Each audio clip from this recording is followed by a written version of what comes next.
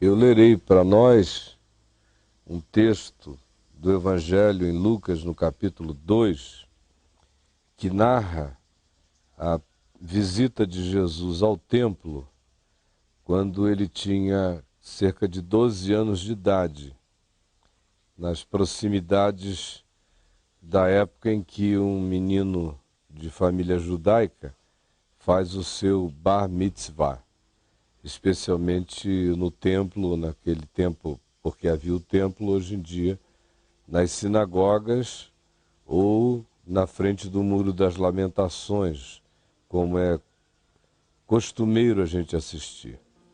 E aqui se diz, em Lucas 2, do verso 41 em diante, o seguinte: Ora, anualmente iam seus pais a Jerusalém para a festa da Páscoa. Quando Jesus atingiu os 12 anos, subiram, segundo o costume da festa.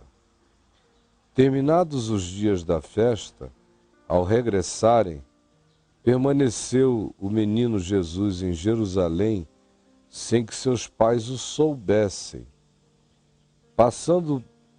Pensando, porém, estar ele entre os companheiros de viagem, foram caminho de um dia viajando sem perceberem a ausência dele. E então passaram a procurá-lo entre os parentes e os conhecidos. E não o tendo encontrado, voltaram a Jerusalém à sua procura. 3 dias depois o acharam no templo, assentado no meio dos mestres, ouvindo-os e interrogando-os. E todos os que o ouviam, muitos se admiravam da sua inteligência e das suas respostas. Logo que seus pais o viram, ficaram maravilhados. E sua mãe lhe disse: Filho, por que fizeste assim conosco? Teu pai e eu aflitos estamos à tua procura. Ele lhes respondeu: Por que me procuráveis? Não sabias que me cumpria estar na casa de meu pai? Não compreenderam, porém, as palavras que lhes dissera. E Jesus desceu com eles então para Nazaré, e era-lhes submisso em todas as coisas. Sua mãe, porém, guardava todas estas coisas no coração. E assim crescia Jesus em sabedoria, estatura e graça, diante de Deus e diante dos homens. Essa história é o que essa história é. Não há nada oculto nem misterioso na narrativa. Ela quer ser apenas uma narrativa histórica. E da minha parte, jamais haverá nenhuma violência na expectativa de que o que aqui se diz oculte alguma coisa para além do que está dito. O que aconteceu foi isso mesmo, e somente isto. Nesta manhã, porém, eu quero olhar para este texto como uma espécie de parábola, de linguagem metafórica, não que o texto em si o seja. Por isso eu estou explicando a você. É um olhar meu. Eu é que estou olhando para ele e dizendo a você, ele parece extremamente como uma parábola do que acontece com muitos de nós. E o que é que acontece com muitos de nós? A semelhança da narrativa que aqui está. Jesus segue com seus pais, amigos e companheiros de Nazaré, na Galileia, para cultuar no templo em Jerusalém.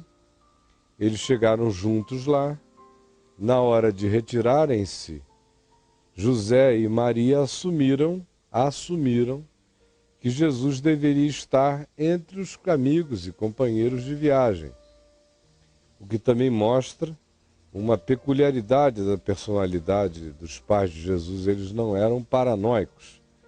Jesus foi junto, havia muitos amigos e parentes com eles, na hora de fecharem as trouxinhas, após a festa, e retornarem para Nazaré, eles não fizeram aquela contagem exaustiva de cadê Jesus, cadê Jesus, cadê Jesus? E eles simplesmente assumiram que ele estava entre o bando de amigos e caminhando com eles de volta para Nazaré. Só que um dia depois de estarem viajando, é um bom chão, já estavam bem distantes a pé, eles à noite provavelmente foram procurar Jesus para ver onde é que Jesus poderia estar. Era hora de um provimento, uma comida, preparação para dormir, as famílias se agregavam. E aí nesta hora que eles verificaram que Jesus não estava. Devem ter saído perguntando, escuta, Jesus não estava viajando com vocês? Não, ninguém sabia. Ninguém tinha visto. Quando foi a última vez que você o viu? A maioria dizia, foi em Jerusalém. Desde lá que não vejo. E aí o coração de José e de Maria ficou angustiado como casal e eles fizeram a viagem de volta, palmilhando, passo a passo, a jornada até Jerusalém. E aí você sabe que em chegando lá, o que acontece? Eles encontram Jesus no templo, ouvindo os mestres, interrogando os mestres da lei e assombrando-os com a sabedoria que procedia de seus lábios aos 12 anos de idade, a ponto de que todos os doutores da lei, os teólogos, estavam em estado de perplexidade ante a lucidez, o espírito límpido, claro, cristalino, a inteligência, a sabedoria, a assertividade, a consciência que dele procedia, de modo que há 3 dias ele estava assentado com aqueles homens, provavelmente dormindo como um menino de 12 anos pelos cantinhos do templo até de manhã cedo, pousando no átrio, as portas se abriam, o fluxo recomeçava, os mestres chegavam e a reunião acontecia em torno dele ou ele sendo convidado para continuar a conversa do dia seguinte. 3 dias. E aí foi o lugar onde José e Maria o acharam. E Maria veio com essa pergunta, por que tu fizeste isto conosco? E Jesus disse, olha, porventura não sabias que me cumpria estar na casa de meu pai? Foi a resposta que ele deu a ela. Essa é a narrativa. E é simplesmente isto que aconteceu. Qual é a parábola?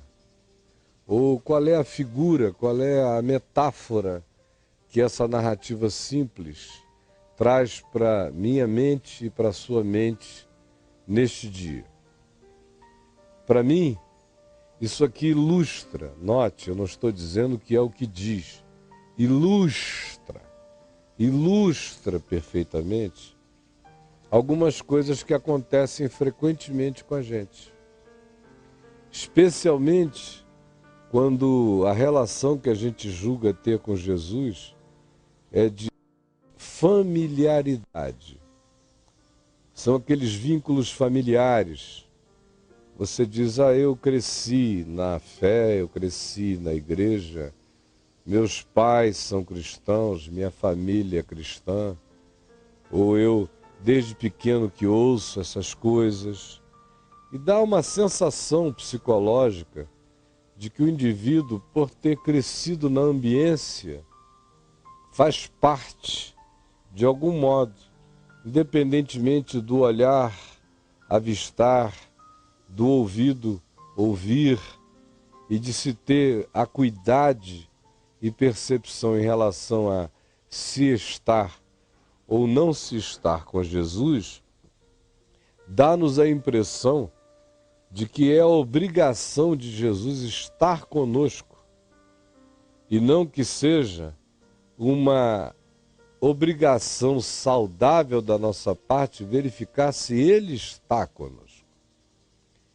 A religião, frequentemente, quando ela se transforma num pacote cultural, que é o que acontece na mente e no coração da maioria das pessoas, ela gera essa segurança de familiaridade que faz as pessoas pensarem que pelo convívio, pelo hábito, pelas repetições, pelo conhecimento da Bíblia, de versículos da Bíblia, de doutrinas, de canções, pela frequência aos cultos, por essas coisas todas, é uma obrigação de Jesus estar com a gente. E é nessa que muita gente se distancia, de fato, de Jesus, sem se distanciar da igreja, nem do grupo, nem da parentela espiritual, nem dos companheiros, nem de nada disso. O conjunto, esse conjunto de familiaridade com Jesus gera a ilusão de que Jesus está conosco por causa do conjunto. E aí, em razão dessa ilusão que o conjunto produz, as pessoas vão perdendo o olhar íntimo, a percepção íntima, que verifica se ele anda conosco ou não anda conosco. Parece que o processo psicológico religioso gera na gente é o seguinte: se eu estou junto com os meus irmãos, indo para os mesmos lugares com eles, frequentando as mesmas coisas, cantando as mesmas canções, celebrando as mesmas festas, fazendo a mesma viagem, Jesus está conosco por inferência. Ele tem que estar. Julga-se com isso que Jesus é uma presença implícita. A gente assume que assim seja. E não é assim. E isso ilustra para nós perfeitamente esse estado, essa experiência de José e de Maria, que saíram tranquilos, distraídos. Jesus a gente conhece, Jesus conhece a gente, nós vamos no caminho. Quando ele não está com a gente, ele está com um amigo da gente. Se ele não está com este amigo, ele está com aquele outro. Aí dá sempre a impressão de que se Jesus está com um dos nossos amigos, é como estar com a gente. Se Jesus está com alguns no nosso grupo, é como estar com a gente. Se Jesus está na minha igreja, então é como estar com a gente. Se a minha parentela sabe de Jesus, por inferência eu também sei. Esse é o mecanismo operante na psicologia do distanciamento, na relacionalidade íntima e pessoal que cada um de nós deve ter com Jesus, no acautelarmos-nos em relação ao fato de que nós estejamos tendo ou não estejamos tendo uma relação nossa com Ele. Porque, do contrário, esse sentimento comunal, coletivo, familiar, cultural, nominal, de grupo, gera essa ilusão que faz muita gente pensar que se eu participo do grupo no qual Jesus supostamente está incluído na jornada, ainda que eu não o tenha à vista, me basta saber que ele deve estar entre os outros. E se deve estar entre os outros, está comigo e eu estou com ele. Não importando quanto tempo faça que eu não o aviste, que eu não o veja, que eu pessoalmente não tenha tido absolutamente nada a ver com ele na jornada, no caminho. Isto dito, eu queria afirmar rapidamente a você 3 coisas. A primeira é que tem muita gente aqui conosco que, usando essa história como uma parábola espiritual, haverá de verificar que, por causa desse espírito de transferência da relação com Jesus para uma relação grupal, para uma relação institucional, para uma relação que assume que o coletivo pode me fazer prescindir da minha relação absolutamente pessoal com ele, Nesse sentido e por essa perspectiva, eu digo a você: primeiro, tem muita gente que, assim pensando, perdeu Jesus na jornada, perdeu Jesus no caminho, porque diz: eu nunca me desviei da igreja, eu nunca me desviei da fé, eu nunca deixei de frequentar o lugar do culto, eu nunca deixei de me oferecer para as funções, para os cargos, para as atividades, para os trabalhos. Desde jovenzinho, jovenzinha que eu canto no coral, no grupo de louvor, que eu me ofereço para as diaconias e para os serviços variados. Eu estou no caminho, nunca tive a tentação de deixar esse grupo, nunca fiquei encantado por ofertas distintas, por seduções variadas, sempre andei com o mesmo grupo a vida inteira. E porque eu ando com o mesmo grupo, e porque um dia eu saí de casa e verifiquei que Jesus estava no meu grupo, eu assumo que Jesus faz parte do meu grupo. E se Jesus faz parte do meu grupo, assim como que por osmose, Jesus faz parte de mim. Para falar a verdade, faz muito tempo que eu não tenho nenhuma relação pessoal com ele, que eu não tenho intimidade com ele, que os meus olhos não o avistam, que os meus ouvidos não discernem a sua palavra, mas eu sei que pertencendo ao grupo significa dizer que eu estou andando com Jesus, ele está em algum lugar no caminho que eu pertenço.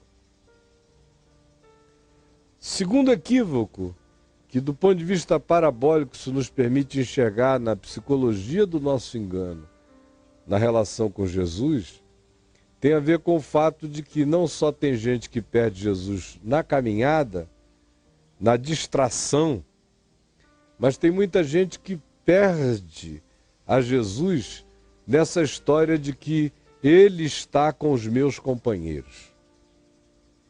É o Jesus do bando. Deve estar no bando. Eu mesmo não tenho tido nada muito pessoal, nem muito íntimo. Já faz tempo que eu não o vejo. Mas eu tenho a garantia de que ele pertence ao meu grupo, como se Jesus andasse em bandos. Como se fosse um compromisso com Jesus fazer parte desse banditismo do reino de Deus. Se tem um grupo e o grupo todo tem familiaridade com ele, logo, sendo eu parte do grupo, logo tenho eu familiaridade com ele. E aí é nessa que tem gente que fica tentando ter uma relação com Jesus de triangulamento.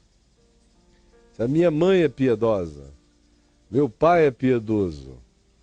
E maridos que dizem: não, a minha mulher conhece a Jesus, portanto eu recebo benefício. Há mulheres que dizem: eu não sou tanto, mas meu marido é um homem de Deus, logo eu recebo benefício. Às vezes eu vejo até pais dizerem: nós somos assim, meio barro, meio tijolo, mas você precisa ver, Caio, nossos filhos são de Deus, logo eles recebem um benefício.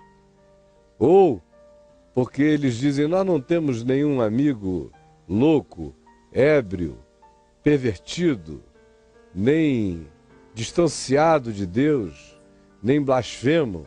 A gente só anda com gente que confessa com a boca que Jesus Cristo é o Senhor da vida deles. Logo, nós também fazemos parte desse grupo. Mas não têm pessoalmente nenhuma vida com Jesus e jamais tiveram. Esse é um dos enganões que a perspectiva de uma fé como sendo um elemento grupal gera na consciência equivocada de muitas pessoas que ficam pensando que é possível ter uma relação de tabela com Jesus, uma relação clubesca com Jesus, uma relação de vínculos coletivos, de que Jesus habita um determinado coletivo e quem tem comunhão com o coletivo, logo tem comunhão com Jesus. não podia haver equívoco maior do que esse. Judas andava no coletivo. E Judas foi ficando completamente distante de Jesus. E há milhares de outros exemplos na Bíblia e fora da Bíblia, e você provavelmente seja um exemplo dessa natureza, de gente que nunca faltou ao coletivo, mas nunca teve uma experiência real, profunda, pessoal, íntima, direta, constante, com Jesus mesmo. Jesus não nos mandou fazermos parte dos muitos ramos da videira. Ele mandou nos conectarmos à videira. Tudo com Jesus tem a ver com a visceralidade de uma relação minha com Ele, que não tabela em lugar nenhum, em coisa alguma. Não tabela na família, não tabela no casamento, não tabela na igreja, não tabela na missão, não tabela nos trabalhos, não tabela na impressão. Ou é ou não é. Não dá para a gente laborar nesse equívoco sem que venha descobrir depois a ausência de Jesus na vida da gente. A terceira coisa é que tem muita gente, à semelhança deles, que perdeu Jesus no templo mesmo. Tem gente que chegou um dia num lugar de culto com Jesus e saiu do lugar de culto sem Jesus. E eu sei que tem uma quantidade enorme de pessoas me vendo agora que olham e, se olharem para dentro do coração, constatarão isso. Que houve um tempo na sua vida em que você andou com Jesus, foi para o templo com Jesus, sabia, via, discernia a presença de Jesus na relação com você, também no ambiente do templo, mas com o passar do tempo, Jesus e o templo se misturaram tanto na sua cabeça que você já não sabia mais se o vínculo era com Jesus, se o vínculo era com o templo. E aí você ficou tão condicionado ao fato de que Jesus e o templo eram uma coisa só, que depois de um tempo, Jesus foi ficando de lado, você foi ficando tão assomado pela grandeza e pela imponência do templo, que deixou de ver Jesus e de ter uma relação com Jesus. Aí o que acontece? O que acontece é que eu conheço muita gente que perdeu Jesus no culto, perdeu Jesus no rito, perdeu Jesus na liturgia, perdeu Jesus nas canções, perdeu Jesus nas frequências, perdeu Jesus na adoração, perdeu Jesus no lugar onde supostamente Jesus teria que estar sempre, e em estando, a nossa presença lá significaria a presença dele com a gente. Agora me fale, se você não é um desses que perdeu a Jesus pelo hábito no templo. Sem falar que entre nós, a situação, a ilustração, ou a metáfora, se você quiser, da qual eu me sirvo nesta manhã, entre nós as coisas ganham contornos extremamente mais sérios. Porque não se pode nem dizer entre nós que, se voltar de novo ao templo, como José e Maria fizeram, achar-se-á Jesus lá conversando entre os mestres da lei. Nos nossos templos, a coisa mais difícil que tem é você reencontrar Jesus neles. Porque não existem mestres, não existe o desejo da conversa, nem da busca, nem no interesse, nem a perplexidade pelo ensino de Jesus. Existe apenas aquilo que desvia de toda a nossa atenção de Jesus justamente no templo. Entre nós é mais grave ainda. Entre nós, o templo é o grande desviador da nossa atenção em relação a Jesus.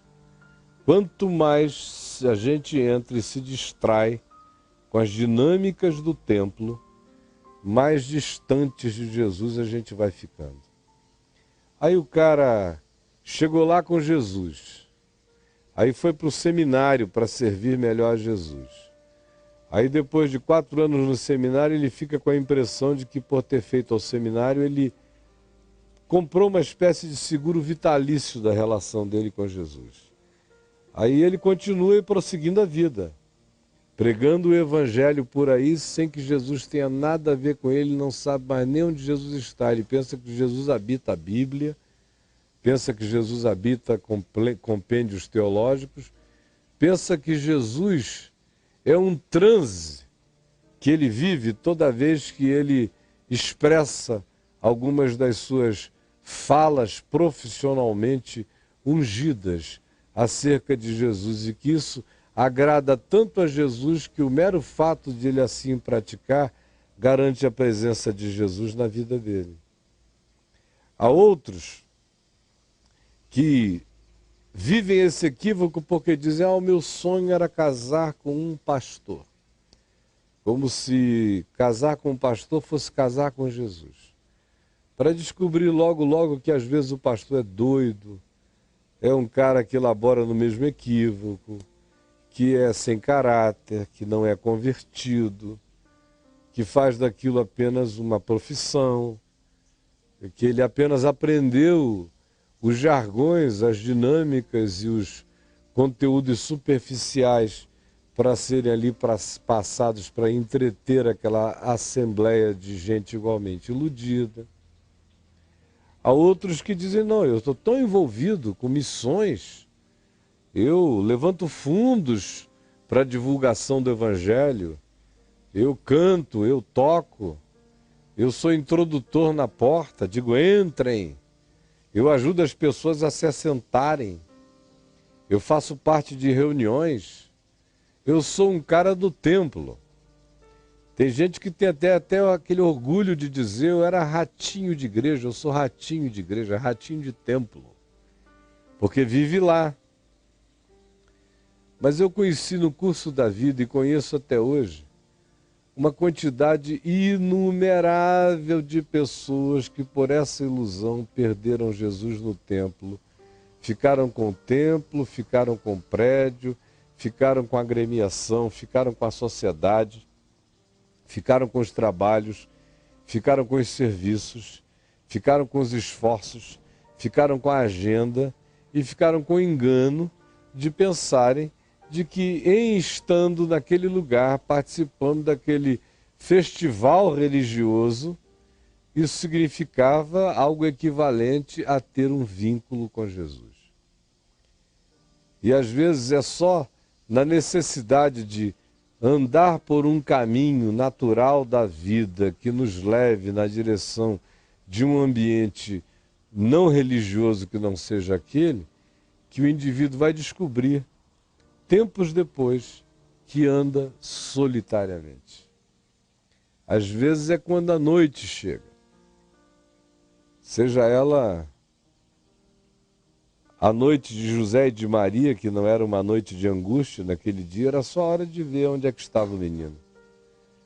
Mas especialmente quando a gente entra nesse engano, é quando entardece o dia do nosso conforto e inicia-se uma noite de agonia, de depressão, de perda, de insegurança, de solidão, de carência, de necessidade, que o indivíduo vai descobrir que o grupo todo está ali, mas Jesus não.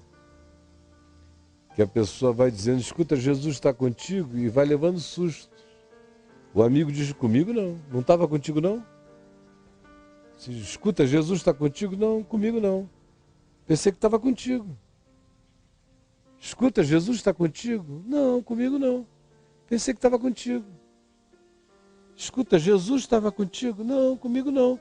Sempre pensei que estava contigo, eu estava tranquilo porque eu achei que estava contigo. E aí começam as transferências. Ninguém tendo Jesus e todo mundo tranquilo achando que Jesus estava com um outro e que a presença daquele outro garantia a presença de Jesus com o grupo. Essa é uma dinâmica psicológica e espiritual que eu vejo acontecendo na igreja o tempo todo. As pessoas chegam lá sabendo que não sabem aonde Jesus está, mas todo mundo dizendo: deve estar com aquele irmão, deve estar com aquela irmã. deve estar naquele grupo de louvor, deve estar com o pregador, deve estar com quem sai para fazer missões, deve estar com aquele irmão engajadíssimo, deve estar com aquela irmã que visita todos os hospitais. Enquanto isso, cada um desses, acerca dos quais a gente imagina que sejam pessoas em cujas vidas Jesus está presente, estão imaginando, enquanto fazem as suas atividades ativistas, a mesma coisa em relação a nós. Não, Jesus deve estar com ele. Jesus deve estar no grupo de oração. Jesus deve estar no lugar das canções. Jesus deve estar no grupo de missões. Jesus deve estar atrás daquele púlpito, em meio às pregações. E fica um transferindo para o outro uma relação com Jesus que ninguém tem, que perderam. Perderam no caminho, nas distrações do caminho, perderam no tabelamento e nas transferências comunais, achando que Jesus habita a comunidade, perderam no serviço no templo, na festa do templo, na distração do templo, nas atividades do templo. O fato é que perderam o olhar de Jesus e não sabem onde ele está. Aqui José e Maria tiveram que fazer o caminho de volta para achar Jesus no templo. Nosso caminho, se for físico, geográfico, procurando Jesus no templo físico, continuará frustrado. Porque a gente perde Jesus no caminho interior. É quando a gente vai colocando o nosso olhar e a nossa expectativa de Jesus para o lado de fora apenas. Então, Jesus está nesse caminho que eu escolhi, que é um caminho moralmente de Deus, que é o caminho da ética de Deus, que é o caminho do comportamento segundo Deus. E o cara vai nessa, e aí no processo ele vai perdendo o vínculo e nem sente a sutil essa dinâmica da falsa segurança que prescinde da relação pessoal. O indivíduo vai andando no caminho interior, vai transferindo para o lado de fora as relações com Jesus e vai dizendo, eu pertenço a esse grupo, o Jesus faz parte do meu grupo.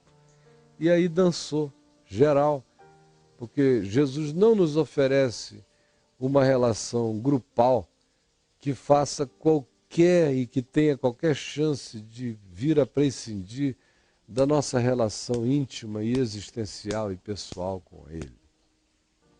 Ou esse tal do serviço ao templo, do cara que chega e diz, não, aquele ali é consagrado ao Senhor, porque ele foi ao seminário, ele faz parte do grupo de louvor, ele faz parte do grupo de intercessão, ele é parte do grupo de visitação, ele é parte do grupo que vai aos presídios, ele é parte, tudo para o lado de fora, tudo para o lado de fora, só tarefa, só dever, só tarefa, só dever.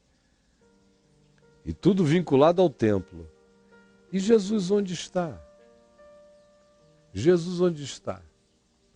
O susto de muitas dessas pessoas é que elas vão verificando que aqueles nos quais elas pensavam e com os quais elas pensavam que Jesus estava, são os mesmos que olhando para elas dizem, eu andava distraído pensando que era contigo que ele estava, que era contigo que ele estava.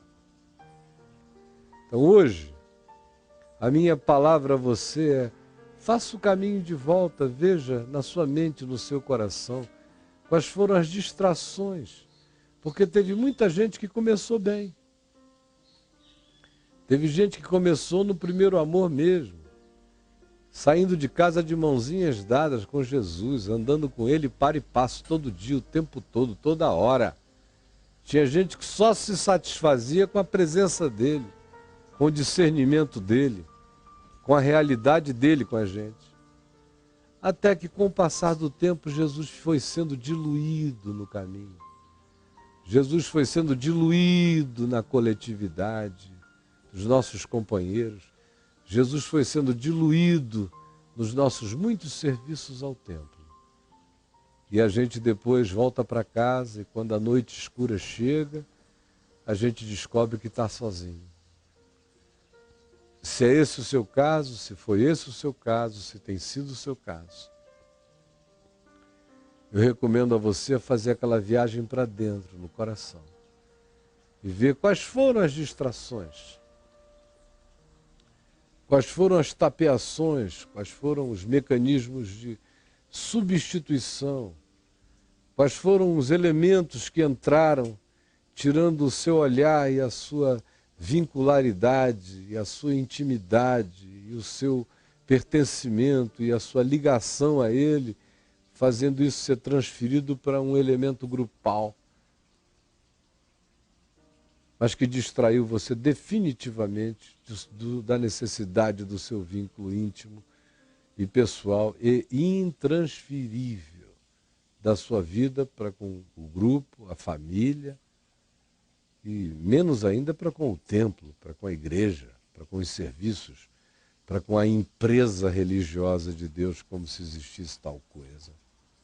Então, hoje, eu queria que você pensasse nisso. E se isso aconteceu com você, eu queria que você escrevesse para a gente. Eu quero orar pedindo ao Senhor que nos dê essa revelação, porque esse é um mecanismo tão sutil. Eu conheço milhares de pastores que não sabem onde Jesus está. É por isso que eles vão para congressos e mudam de mover em mover o tempo todo, estão sempre procurando, será que é com aquele ali que ele está? Será que agora Jesus está nesse movimento aqui? Será que é essa nova onda?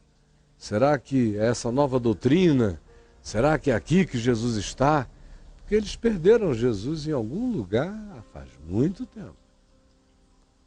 A mesma coisa eu vejo acontecendo com todo mundo.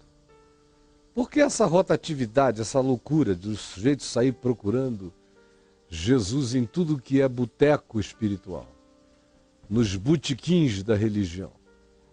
Porque o cara perdeu Jesus e não sabe aonde foi que o deixou, porque prescindiu da sua relação pessoal com Deus. Tem alguns que dizem, eu fui para o seminário ainda levando a chama no coração. Depois de um tempo eu achei que eu controlava a chama. E hoje eu sei que eu estou apagado. Essa familiaridade com Jesus é uma coisa diabólica. É como aquele pessoal lá de Marcos 6 em Nazaré, dizendo, não vivem aqui os seus pais, as suas irmãs, os seus irmãos, a gente não conhece a ele desde menino. É nessa de que nós conhecemos a ele desde sempre que a gente se perde dele no caminho e não sabe aonde foi que a separação, que o divórcio sutil aconteceu. Essa é uma palavra tão singela quanto eu poderia ensinar para minha netinha. E eu a estou dividindo com simplicidade e singeleza com você. Nada podia ser mais básico do que o que eu estou falando aqui. Mas eu espero que essa basicalidade, pela graça de Deus, acorde você da distração de uma viagem sem Jesus, cheio de companheiros que também um dia disseram estar com ele. E agora ninguém mais sabe onde ele está. Comigo não, comigo não, comigo não. Cumpre a você fazer a sua viagem pessoal e de volta. E você vai encontrá-lo na casa do Pai, que não é no templo em Jerusalém. Você vai encontrá-lo no recôndito mais interior do seu ser, dizendo, por que você me procurava do lado de fora? Por que você me confundiu com os amigos da jornada? Por que você me confundiu com tarefas, atribuições, missões, causas, responsabilidades humanas? Por que você pensou que eu seria seu por osmose? Por que você não me procurou aqui, nesse ambiente mais profundo da casa do meu Pai em você? Por que você não manteve o vínculo comigo todo dia, toda hora, o tempo todo, sem cessar? Que o Espírito de Deus conduza você na simplicidade de palavras infantis que eu disse hoje a você, a um lugar de encontro verdadeiro com Jesus. que salve você da distração do caminho e desse engano de pensar andar com um Jesus de bando. Você quer orar comigo agora? Senhor Jesus, eu quero rogar em Teu nome, que essa palavra de jardim da infância da fé tenha acordado o coraçãozinho de alguém, os coraçõezinhos de milhares, e que a Tua palavra seja cortantemente verdadeira e rasgante, revelando a nós a nossa distração, o nosso equívoco, as nossas transferências, a nossa acomodação e o prosseguimento da nossa vida, andando no bando, sem comunhão contigo, crendo que visitas ao templo garantem vínculo a Ti, pensando que andando com pessoas que confessam a mesma coisa, a gente está seguro quanto à Tua presença em nossa vida. Até que a noite escura chegue e a gente descubra que está indo dormir sem Jesus, que vem caminhando há muito tempo sem Ele, sem se dar conta, porque os amigos pareciam nos dar a garantia de que Ele estava conosco. Por favor, traze por meio da simplicidade dessa palavra a revelação cruenta e verdadeira que muitos precisam para que Te encontrem no santuário interior, para que Te encontrem naquele lugar onde a palavra nunca cessou. Nós é que deixamos de viajar para dentro do templo do coração e ficamos entretidos com as viagens do cristianismo, com as viagens da igreja, com as viagens da religião, com as viagens do pseudo-serviço, com as viagens das funções, com as viagens coletivas, com as viagens grupais, com o nosso serviço ao prédio, ao invés de termos um vínculo pessoal com a pessoa. É o que eu quero te pedir que o Teu Espírito nos revele hoje, para que o nosso vínculo contigo seja restaurado e a gente ouça de Ti o óbvio. Será que vocês não sabiam que me cumpria estar na casa de meu Pai, que hoje não é nenhum lugar como nunca foi exterior, mas é um lugar no santuário mais íntimo do coração? Por favor, traze para nós essa palavra, essa luz, esta graça, esta revelação. Em nome de Jesus. Amém, amém e amém. Quero voltar ao início de tudo, encontrar-me contigo, Senhor. Quero rever meus conceitos, valores, eu quero reconstruir. Vou regressar ao caminho, vou ver as primeiras obras, Senhor. Eu me arrependo, Senhor, me arrependo, Senhor, me arrependo, Senhor. Eu quero voltar ao primeiro amor, ao primeiro amor. Eu quero voltar a Deus. Eu quero voltar ao primeiro amor, ao primeiro amor.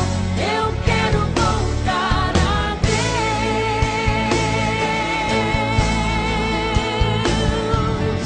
Quero voltar ao início de tudo, encontrar-me contigo, Senhor. Quero rever meus conceitos, valores, eu quero reconstruir.